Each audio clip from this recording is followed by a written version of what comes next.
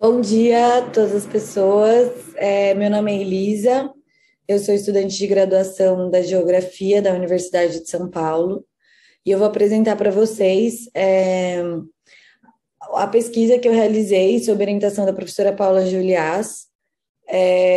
Hoje eu vou apresentar para vocês com o tema de as temáticas físico-naturais no ensino de Geografia e a pedagogia histórico-crítica, a elaboração de um material didático em diálogo com professores. E, bom, essa pesquisa ela veio muito no intuito de pensar como as temáticas físico-naturais poderiam ser trabalhadas, atreladas à sociedade, então, não de forma isolada e não de forma fragmentada. E tendo essa motivação, a gente se propôs, né, a analisar as interfaces do ensino das temáticas físico-naturais com a pedagogia histórico-crítica, que vai ser a nossa abordagem pedagógica de escolha. A gente quis bastante, ao longo da pesquisa, trazer uma abordagem pedagógica que fosse coerente com o ensino de geografia, na elaboração de material didático. É um material didático destinado ao sexto ano do ensino fundamental, mas ele é um material que ele é destinado para os professores, então ele tem orientações teórico-metodológicas para os professores sobre educação em solos, que é o eixo das temáticas físico-naturais que a gente vai trabalhar. E para pensar na educação em solos, a gente trouxe a concepção de solo vivo da Ana Primavesi, né, da engenheira agrônoma. Inclusive, a gente utiliza os contos dela para construir o material didático. Bom, a gente, como eu falei, né, a gente quis bastante pensar numa pesquisa de ensino de geografia que tivesse uma abordagem pedagógica coerente. Então, nesse sentido, a gente se aprofundou no estudo da pedagogia histórico-crítica, em especial na finalidade social dos conteúdos escolares. Então, como eu mencionei, eu queria pensar nas temáticas físico-naturais e no ensino de solo, de forma que a gente sempre estivesse pautando a relação sociedade-natureza, então, pensando como as questões ambientais elas se inserem na dinâmica da sociedade e não trabalhar de forma isolada. Então, a pedagogia histórico-crítica, a gente acredita que possibilita fazer esse processo, assim. Então, a pedagogia histórico-crítica, ela tem como arcabouço teórico o materialismo histórico-dialético e a psicologia histórico-cultural.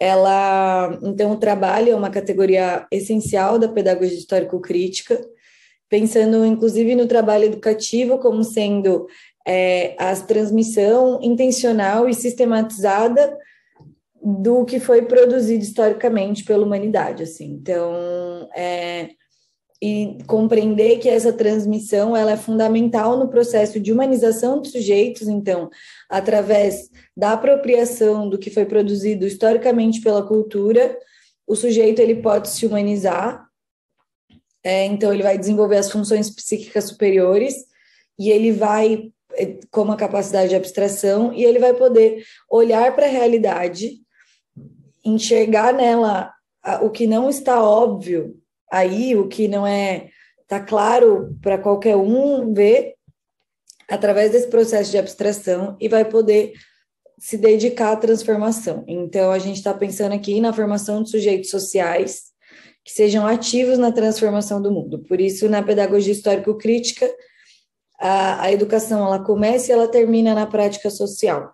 Só que não é a mesma prática social, né? A gente tem uma prática social inicial, antes da apropriação, da construção do conhecimento, e a gente tem uma prática social final, que é quando os sujeitos incorporaram os conteúdos, construíram o conhecimento, se humanizaram e vão estar nessa prática social, transformando ela a partir do conhecimento que foi apropriado, né?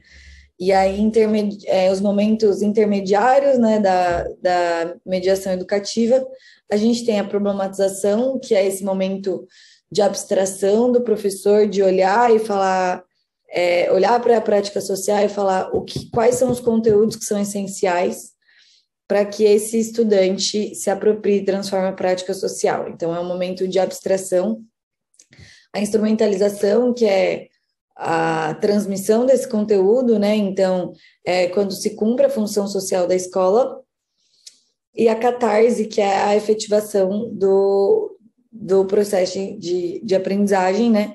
Que é quando o estudante incorpora o conteúdo à sua subjetividade, e aí esses elementos e esse conteúdo ele se torna um elemento da prática social. Bom, aí das temáticas físico-naturais, então a gente traz muito uma abordagem de pensar a prática social, de pensar as temáticas físico-naturais referenciadas na realidade social, entender quais são as condições históricas dos impactos ambientais, porque a gente está pensando em desenvolver as temáticas físico-naturais para permitir a formação de um ser social que seja consciente das ações da humanidade nos seus impactos. Então, não é estudar o solo isolado dos impactos ambientais, isolado das escolhas da humanidade, é pensar tudo isso como um conjunto a partir da relação sociedade-natureza. E aí, nesse sentido, a gente traz educação em solos e a noção de solo vivo, né? Porque a educação em solos, ela vai se propor a trabalhar a educação ambiental a partir do desenvolvimento de uma abordagem pedológica, porque o solo, ele é um componente, ele é um elemento da natureza que está presente no nosso cotidiano, ele tem uma relação estreita e íntima com os outros elementos da natureza, então ele está em contato, tem grande contato com a litosfera, com a biosfera, com a hidrosfera e com a atmosfera. Então, a gente acredita que a educação em solos, ela possibilita superar essa abordagem fragmentária do conteúdo das temáticas físico-naturais no ensino básico, pensando em trabalhar a educação ambiental a partir de uma abordagem pedológica. E aí, para isso, a gente trouxe a concepção da Ana Primavesi, de solo vivo. A Ana Primavesi é uma engenheira agrônoma que trabalhou durante muitos anos com agroecologia, e ela traz essa noção de solo vivo, na qual a premissa do solo vivo, né, é solo sadio, planta sadia, ser humano sadio. E aí ela tem um livro de contos, que é o livro que a gente utilizou para a elaboração do nosso material, que é a Convenção dos Ventos, a Agroecologia em Contos. Nesse livro ela vai se propor a fazer uma introdução à agroecologia por meio dos contos, então dando destaque ao solo vivo e às temáticas físico-naturais. Nesse livro, a Ana Primavesi, ela humaniza os elementos físico-naturais.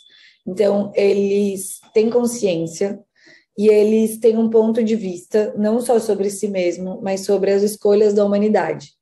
E isso inverte completamente a lógica de como a gente olha enquanto humanidade para os elementos físico-naturais.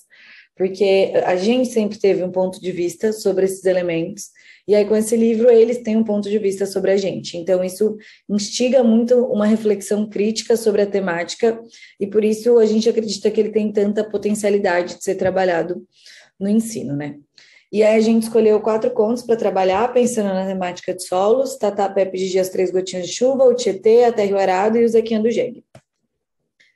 Bom, e a pesquisa, ela foi desenvolvida, ela é uma pesquisa qualitativa, ela é ancorada em uma análise dialética dos dados. Inicialmente, a gente fez uma revisão bibliográfica, então, acerca das temáticas que eu já falei, e aí a gente entrou em contato com os professores, que foram essenciais para a nossa pesquisa. Então, a gente trabalhou com 4 professores que incorporaram a rede pública, privada, pública municipal e estadual e a rede privada. E aí o primeiro contato que a gente fez com esses professores foi através de um questionário de aproximação com algumas perguntas referentes ao ensino, às temáticas físico-naturais. A partir disso, a gente, tendo esses questionários, a gente realizou reuniões síncronas, utilizando a metodologia do grupo focal. Nessa metodologia, a gente vai trabalhar com algumas perguntas norteadoras que foram pensadas a partir do questionário, e a gente fez reuniões coletivas.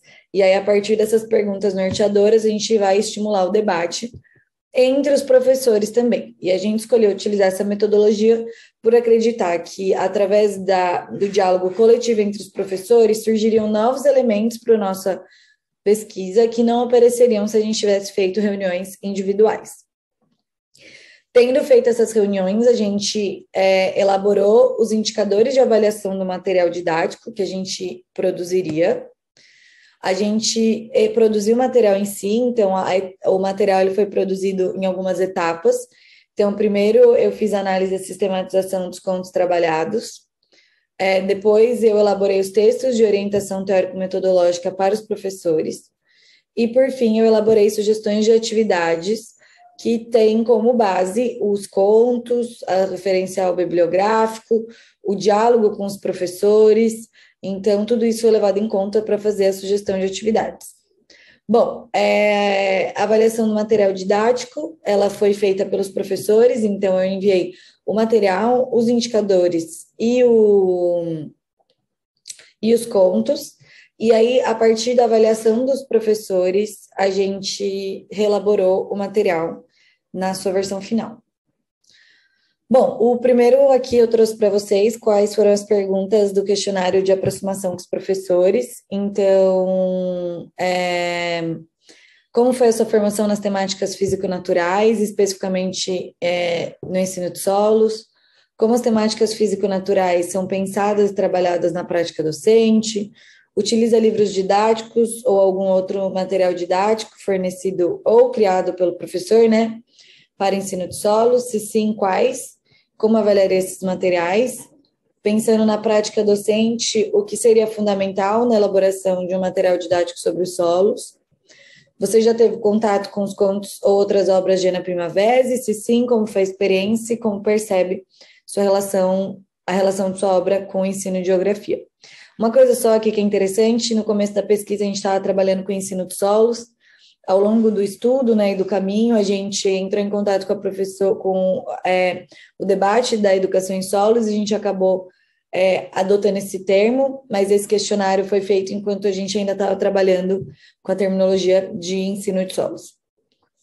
Esse aqui é o quadro de avaliação do material que eu enviei para os professores, então ele foi dividido em 3 partes. A primeira parte vai estar falando do material e da forma, então se possui linguagem clara e objetiva, tem tratamento gráfico adequado, é adequado para utilizar em sala de aula, possibilita a compreensão e relação dos conceitos, então tem coerência entre os tópicos. Depois, sobre os conteúdos e conceitos, então, se estão em acordo com o currículo escolar, se são em acordo com a pedagogia histórico-crítica, estão contextualizados com a sociedade. E sobre a pedagogia histórico-crítica, então, se está pautado nas necessidades sociais dos professores, estão condizentes com a prática social, nesse sentido. E aí eu deixei, tanto para cada pergunta, um campo de comentários, como um campo de comentários complementares, que inclusive foi onde apareceu muitas coisas para a gente repensar o material didático e que foram muito interessantes para a pesquisa.